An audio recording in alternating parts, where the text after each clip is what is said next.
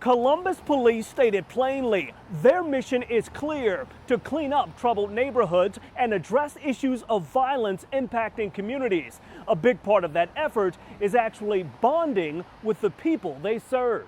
It's all about connecting the community. Columbus Deputy Chief Elrico Ally stressing community policing is vital as officers work to get a hold of issues of crime and violence. The whole mission and purpose behind the Columbus Division of Police is to serve the public and to protect life and to make sure that the quality of life for the public is where it needs to be. The mission for officers put to the test in recent days. Just this weekend, a kid hurt in a shooting in Franklinton. A scare for shoppers at Easton with reports of gunfire there. And 5 people arrested after a CPD cruiser was hit by a stolen car.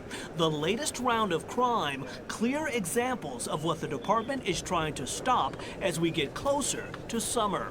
We want people to be able to enjoy themselves. The department highlighting several initiatives they believe can help, including Operation Moonlight, which puts more officers visible in city parks. The department also touting the Rise Up C-Bus program.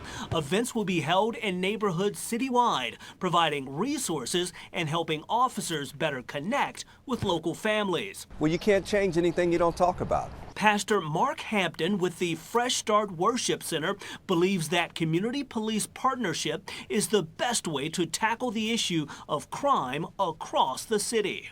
If you don't expect more, you can't get more. And that's the reason why the Columbus Division of Police continues to reach out, build relationships, and provide the services that our community needs. Officers also urging parents to play a part in reducing issues involving kids this summer, ensuring that they're involved in positive activities, and most importantly, knowing where they are and what they're doing throughout the day. Rodney Dunigan reporting. For nearly a year now, the family of Alejandro Fajardo Torres has been searching for peace since his violent death. Friday, they thought they were one step closer. One of the suspects in his murder set to plead guilty and flip on his co-defendants. At the last minute, deciding to take his chances and take the case to trial. One by one, loved ones of Alejandro Fajardo Torres making their way into a Delaware County courtroom. The family within feet of Anthony Blakely, cuffed and shackled. One of 3 suspects accused in the vicious murder. The trio accused of robbing an auto parts store in the Polaris area in August of last year. Investigators say Fajardo Torres was simply a good Samaritan, trying to help a worker in the store when he was shot and killed. In the time following his death, we've talked to his family several times about his life and the impact his violent death has had on them. I was absolutely heartbroken because he was gone, but it really didn't surprise me that he had stepped up and tried to do the right thing and tried to help somebody. We're gonna make sure that his son's taken care of. We'll always remember him. We'll never forget him. In court Friday, prosecutors outlined a deal they had in place with Blakely. He was set to plead guilty, testify against his co-defendants. In turn, prosecutors would seek a life sentence with the possibility of parole after 20 years. However, in a last-minute change, Blakely decided against the deal, sticking with his not guilty plea, moving forward with the case. The family of Alejandro Fajardo Torres understandably shaken by this news, leaving court without speaking. Their focus continuing to comfort each other until they get the closure they've been looking for. Rodney Dunigan reporting. The difficulties of caring for a sick child can no doubt weigh heavy on parents. Add to that a car wreck that takes away your vehicle and your ability to make it to important appointments. The Evans family was in a rough spot until word of their issues began to spread. A gift of love, a thoughtful gesture for a family navigating a rough patch. It just really lightens our load now, to be able to get back and forth sufficiently. The Evans family surprised with a delivery they quite frankly never expected. Just to know that people are out there that care just means so much to us, and ultimately helping us in our situation. Since January, the family uprooted from their Cleveland home here in Columbus, getting support from the Ronald McDonald House as their 1-year-old son, Sean, receives treatment at Nationwide Children's Hospital. The little guy with a lot of spunk on a waiting list for a heart transplant. He's doing good. He's laughing and babbling, and he's walking a lot more, like a lot more. Yeah, get better.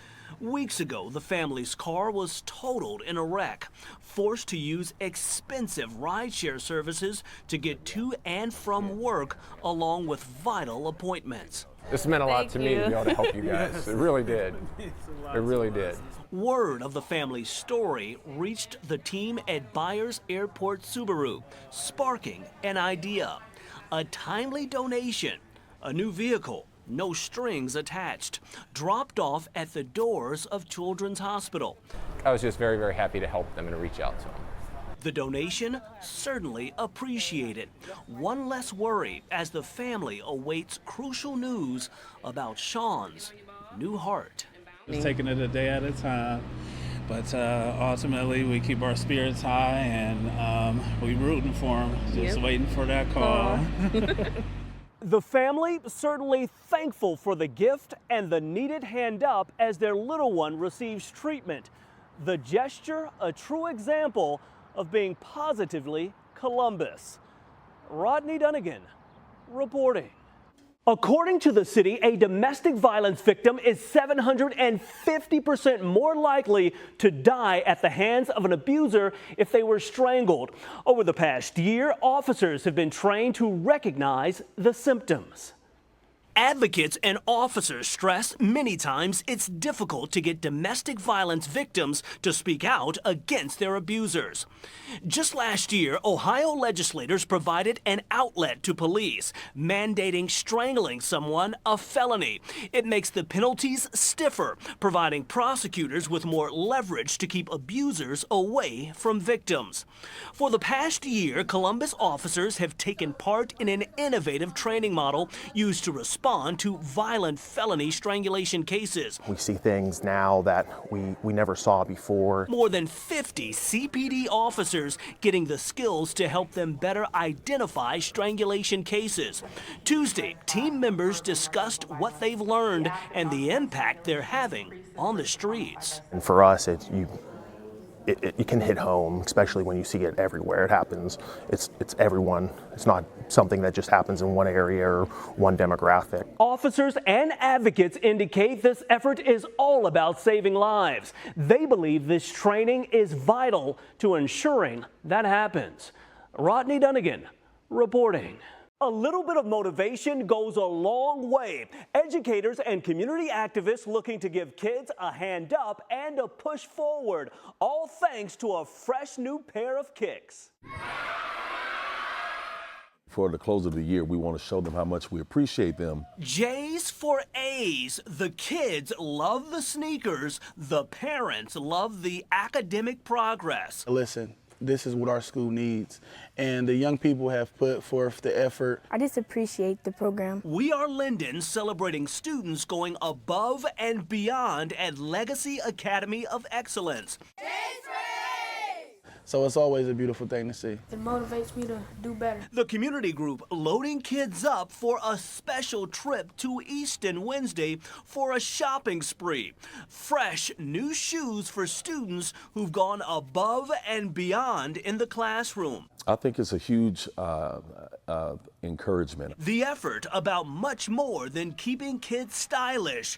It's about motivation, how doing the right things in school and in life will lead you on the right path. Community advocates say they have seen their fair share of youth crime. This giveaway was also a chance to highlight those kids making the right choices, students working to be leaders in school and in the community. They're certainly proving to be positively Columbus.